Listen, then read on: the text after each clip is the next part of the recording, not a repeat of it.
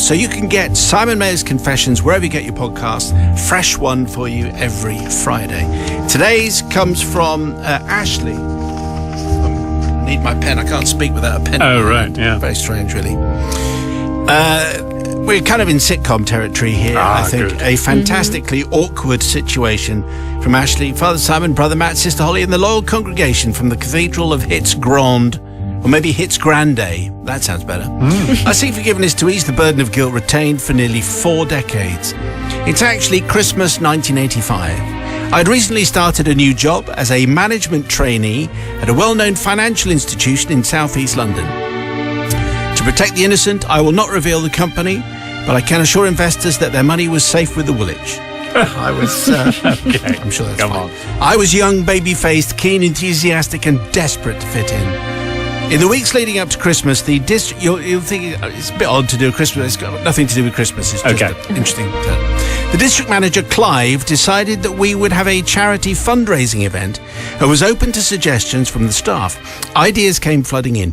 We could decorate the banking hall, organise entertainment, balloons and sweets for youngsters, and enthusiastically, one of the customer assistants suggested we could be in fancy dress. With another, Debbie, claiming that she would be able to obtain a selection of costumes. Clive also said that we would not book any appointments for that particular day so we could all enjoy ourselves.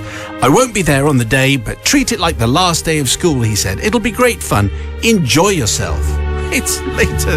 Yeah. The other 3 male staff, Ian, Jim, and he's arranged a fancy dress thing and he's not going to be there. Okay.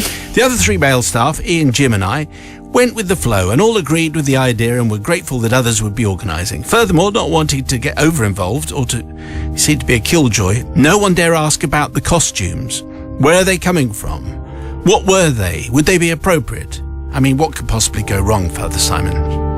Anyway, come the day, the arrangements were all in place. The banking hall was decorated like a grotto. Debbie was true to her word and a van load of costumes were brought to the office. They were largely geared towards ladies. Mrs. Claus, fairies and elves aplenty. That left 3 outfits for men.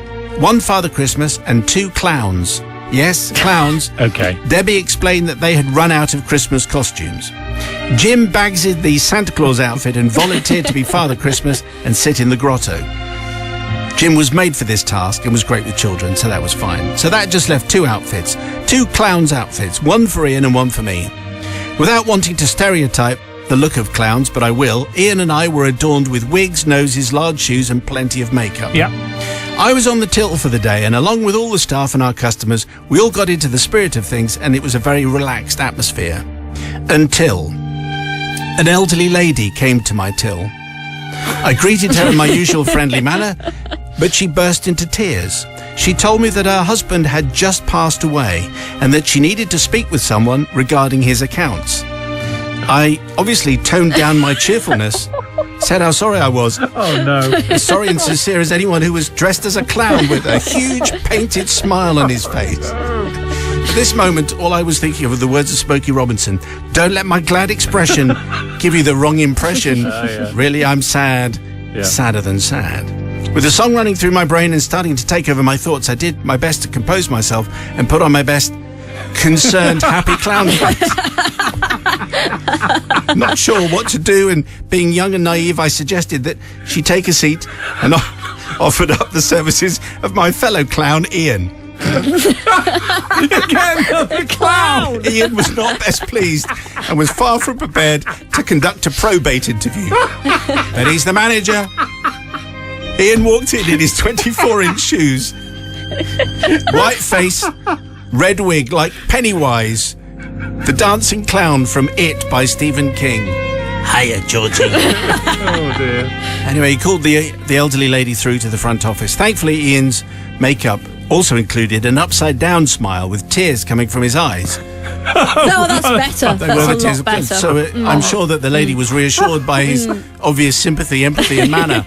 Ian completed the task, but beneath that facade of his makeup was seething with contempt for me for passing the case on.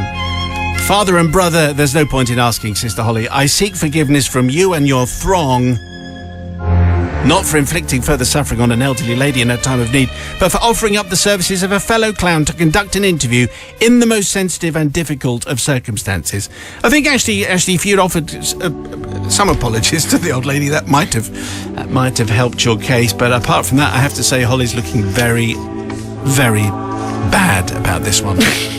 Yeah, the thing I don't understand is why go for the clown outfit? Wouldn't have been... I know they said that all the other ones were female ones, but you also mentioned elves. Aren't elves... Couldn't you be a male elf? Yeah. Wouldn't that have been... I mean, I'm sure that wouldn't have made it fantastic, but it would have been slightly better, I think. It would have been slightly less bad.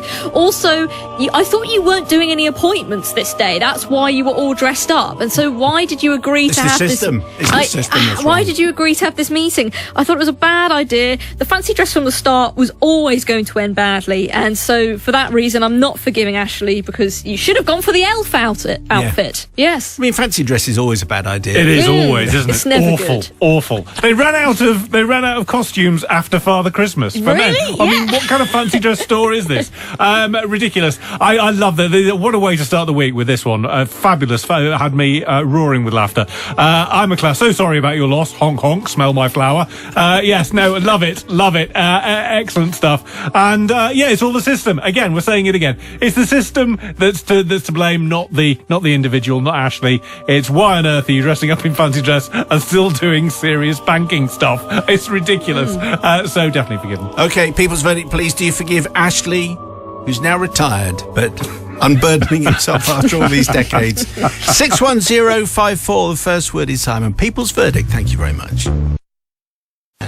Anyway, we had a confession from Ashley, who worked in a financial institution, and then at Christmas had a fancy dress thing, and he had to be dressed as a clown, which was fine and everything until he had to give a probate interview to a grieving widow. And then the only other people available to do this interview was another clown in 24-inch clown shoes. So anyway, the people's verdict is in. Here it is. Everyone is forgiving tonight. Samantha in Chippenham, forgiven. Such a funny confession. I can absolutely imagine a clown consoling a sad elderly lady. Just bonkers. Alice in Somerset, forgiven. How ridiculous. I blame the system too. Why were they dressed in costumes while serving customers?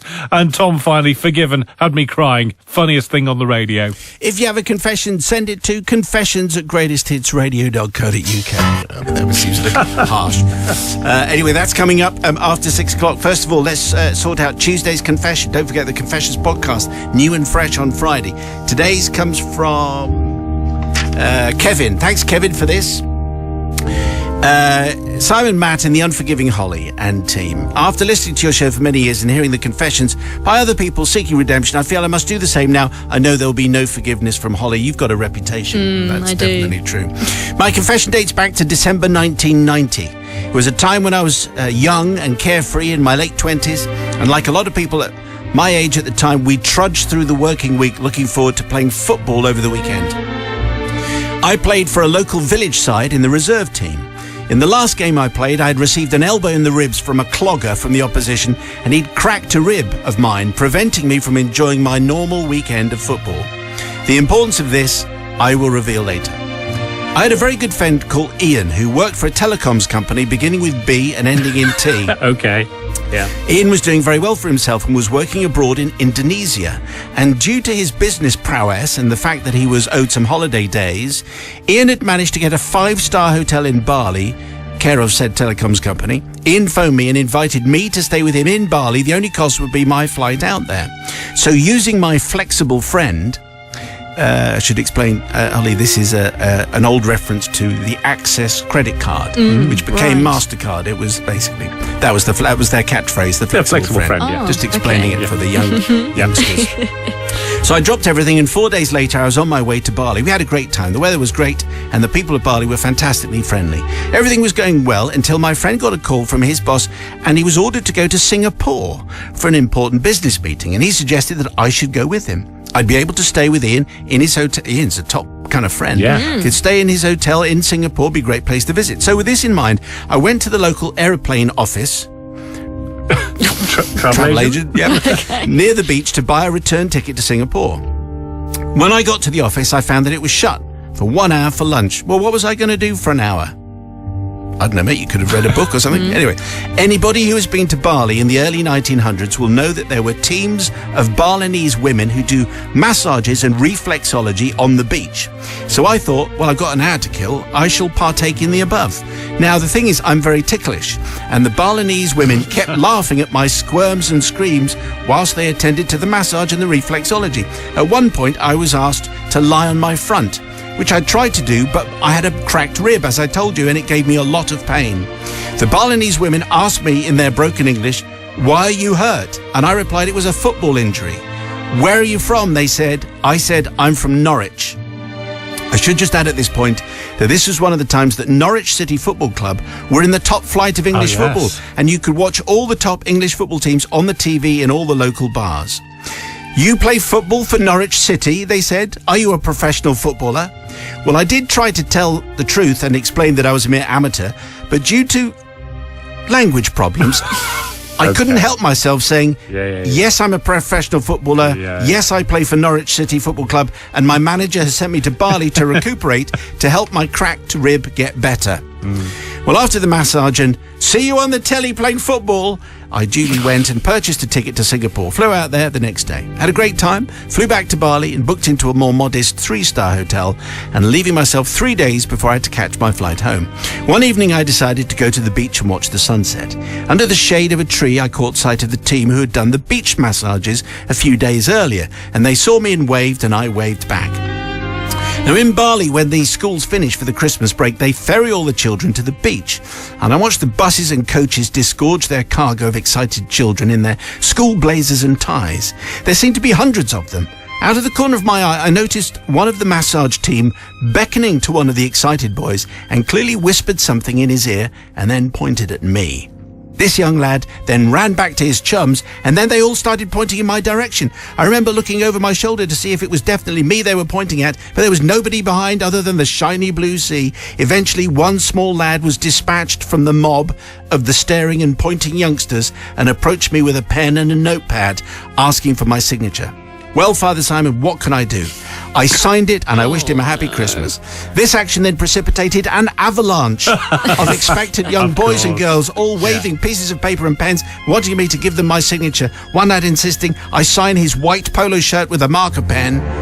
After signing what seemed like 200 signatures, a football suddenly landed at my feet. I was clearly expected to do some keepy-uppy with the ball.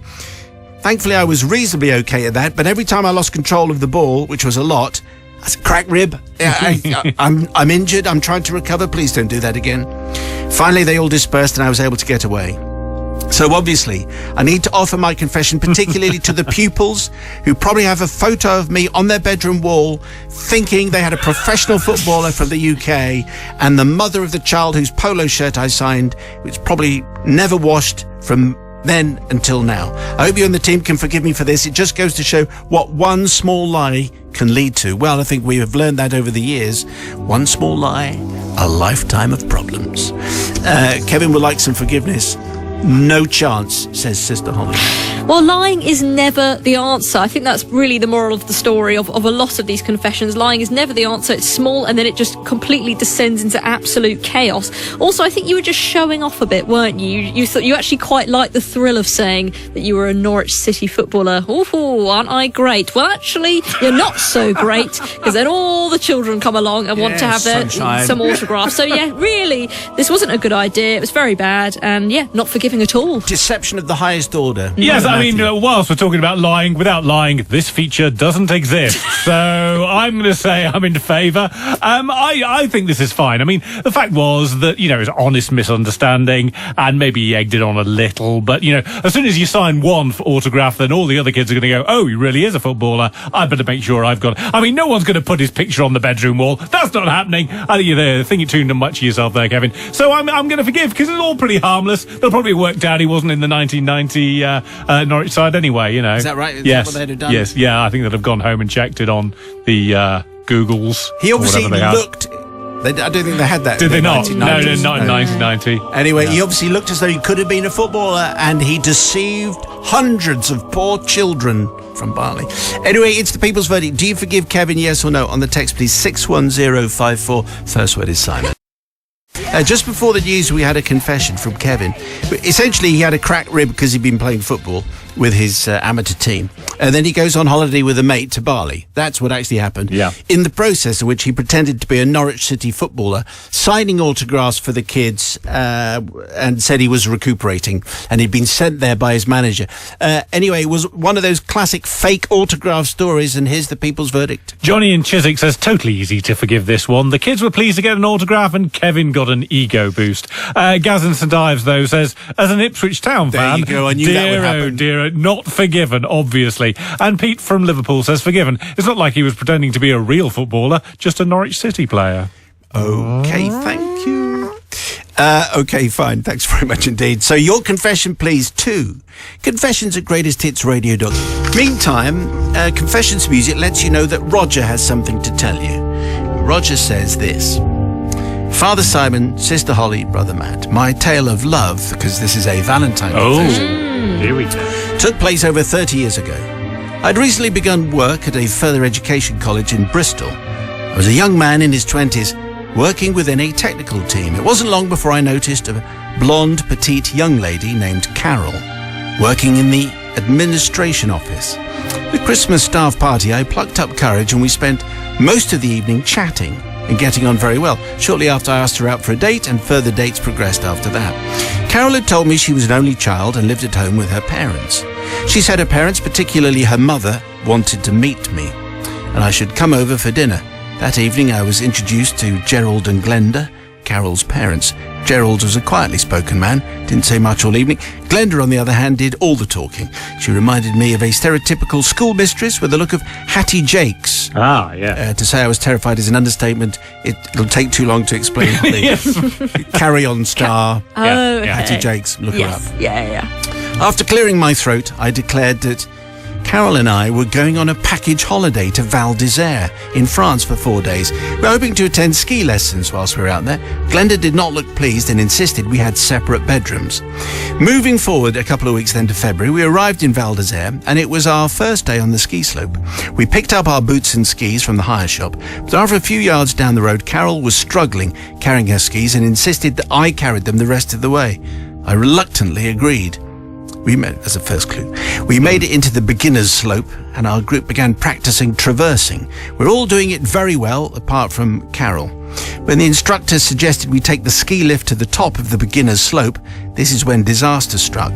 Carol came down the slope like Bridget Jones and piled straight into our group waiting at the bottom to use the ski lift. Carol was clearly upset, and so on the walk back to the hotel carrying her skis again, Carol decided she wasn't going to ski for the rest of the week. This suited me fine as I was off enjoying myself, getting up to the red slopes in absolutely no time. Okay. And one night at about 3 a.m, I heard a noise coming from the kitchen. When I investigated, I found Carol snacking away on my Weetabix. I said to her, "That's my breakfast cereal, and I've only brought enough for 4 days." Well, clearly not anymore. Carol said she always gets up in the middle of the night for a snack. Anyway,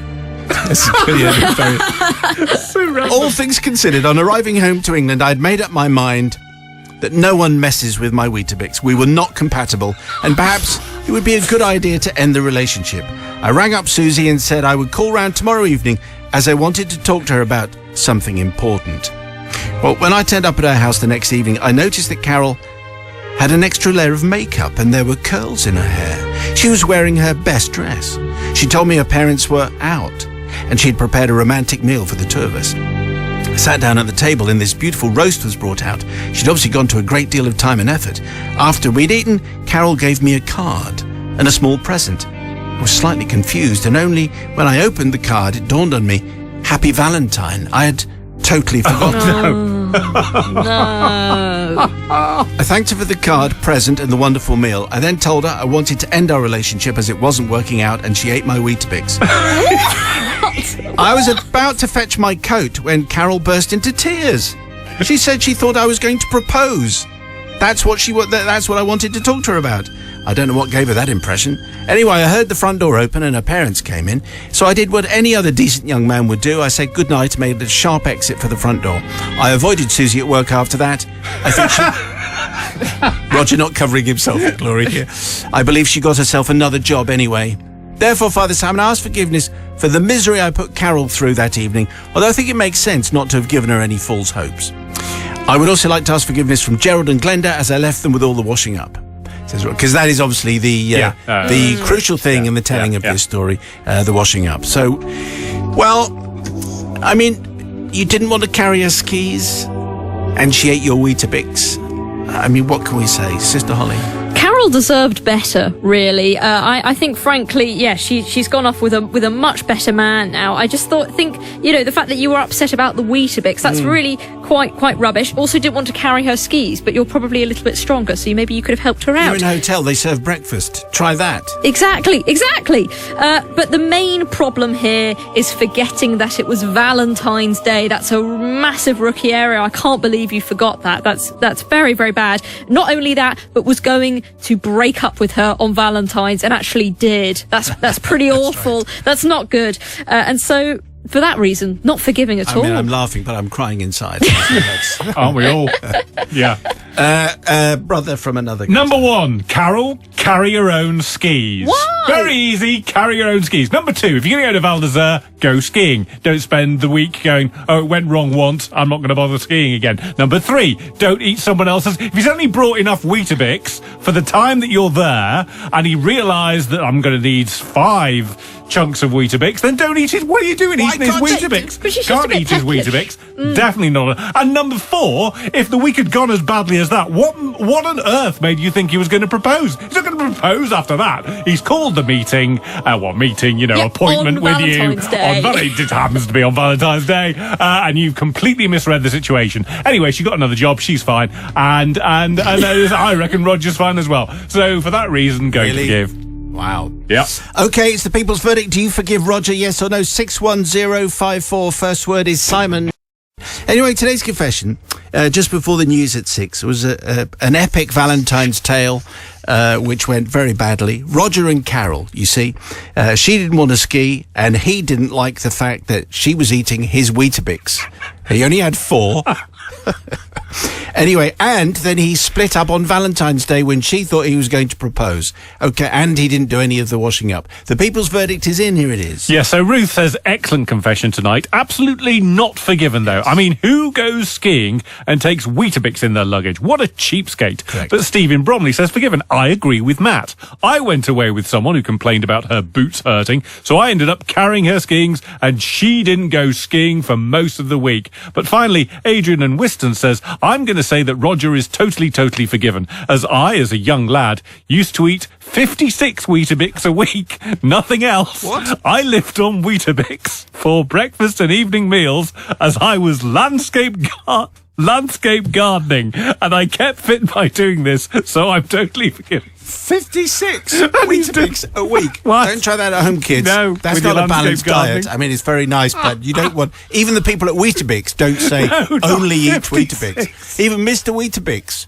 and Mrs. Weetabix, they have other things like fruit. Anything else? No, just the Vegetables. Weetabix, thanks. Okay, so if you have a confession, we would like to know all about it. Send it to confessions@greatesthitsradio. So it's 5:45. Here we go with a confession, which comes from, let's say, this comes from the Reverend Nobby Trousers. Okay. So thank you, Reverend Nobby, for sending in this confession. Simon and the team, I cannot take the burden of my sin any longer and need to ask forgiveness for something that happened a long time ago. It's 1999. I'd just been appointed the vicar of a rural Yorkshire parish. From the first Sunday, realised I needed something to make the church a little more friendly. At my previous church, we'd had coffee following the service, and lo and behold, the congregation grew as the church became a more friendly place. I thought I'd replicate this and put the matter to the church council. I would think you'd need to put that to a vote, but anyway, you needed to put it to the church council. You would have thought by the look on their faces that I'd invited Satan and a stripper to lead Sunday worship. Wow, okay. Begrudgingly, it was agreed, with one caveat. The coffee had to be fair trade to support farmers and not big business. Okay. My annoying bishop at the time also had a thing for fair trade. Right, annoying What a thing. Right. Which does beg the question, what kind of a priest has got a problem with fairly traded goods? Really? Anyway, the person who proposed this was a Methodist. Yes. Who for some reason worshipped at the local Anglican church. She was a feisty individual into ban the bomb, animal welfare, and loved to put her hands in the air when she sang. The next Sunday, I think he's very judgmental. Yeah. Reverend, yeah. The next Sunday was all was ready. As I went to the back of the church, a cup of what can only be described as sludge with milk was put into my hand. The stuff tasted more like pond water than coffee, and I managed to quietly tip it down the plug hole in the font without anyone noticing. I'm not quite sure you should have done that. Yeah. It was obvious that this coffee would never bring people in, and I knew I had to act. The next morning, before morning prayer, I went into the church and tipped the fair trade coffee into the bin and replaced it with a well-known, luscious, aromatic brand of coffee. Following Sunday, there were a lot more people who'd obviously come along to see what the new vicar was like. I kept the sermon short, and soon it was coffee.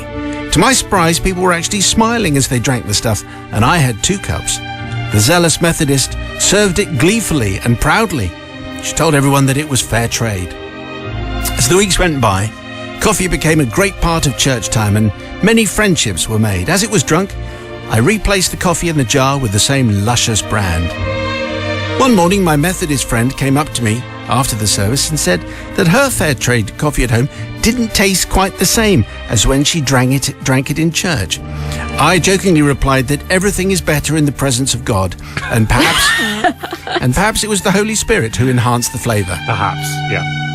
After 4 more years of deceit, I moved on from the parish, and I never knew what happened to the coffee after that. Please could I be forgiven for all that I have done and making someone believe that God enhanced the flavour of the coffee when all along it just had a richer, fuller taste.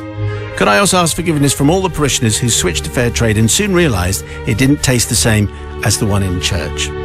Many thanks, Reverend Nobby Trousers. Okay. By the way, we've changed his name. That's not actually... View. Oh. That's not actually his name. I mean, I think it does beg the question, what kind of a priest has a problem with fairly traded?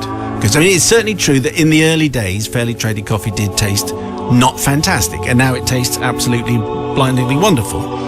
But still, you would imagine maybe that the clergy would be leading the way. Surely. Yes. Saying, surely we don't need luxurious coffee. We can do this because it's doing good in the world. Yes. But anyway, let's just, far be it from me To lead the jury. to but go on. lead the jury. Sister Holly. But surely everyone is for fair trade. That's a good thing, surely. Well, the bishop is, but apparently not not- the Reverend Trousers. not him. Nobby Trousers. And also lying about the Holy Spirit enhancing the drink, I thought was I think- sacrilegious almost, actually. I actually think that's down as an unforgivable sin. It kind of is, I think it actually. And he's a reverend as well. Not looking good. Not looking good. It's not looking good. Come the final trump. That's why I'm not forgiving at all. Sheep. Goats. Those are the other ones. And the ones with the coffee. Here we go. So I'm going to forgive. But here's the reason why I'm going to forgive. It's for a detail that's buried within that confession. And it's about, he thinks that everyone's smiling and happy after the services because he's changed the coffee. Well, it's not because of the coffee. No. And it's not because of the Holy Spirit. It's because you kept your sermon short. That's why they're all happy. There's the lesson. Keep your sermon short so that we don't have to get an ache in our bum sitting on the wooden pews. So for that reason, because he's learned his lesson, Mr. Nobby Trousers, I'm going to Reverend Nobby Trousers. Reverend to you, I think Nobby Trousers. Again with the Weetabix, we've learnt a lot about Matthew. We today, really as have. he's Yes. speaking from the bottom. Keep it under 5 minutes. Under 5 minutes. Under Wow. 5 minutes. The trouble with you is you Yes. just want to pause for thought. That's what you want. 1 minute 50. Don't tax me too much. No. Okay, people's verdict, please, on the Reverend Nobby Trousers.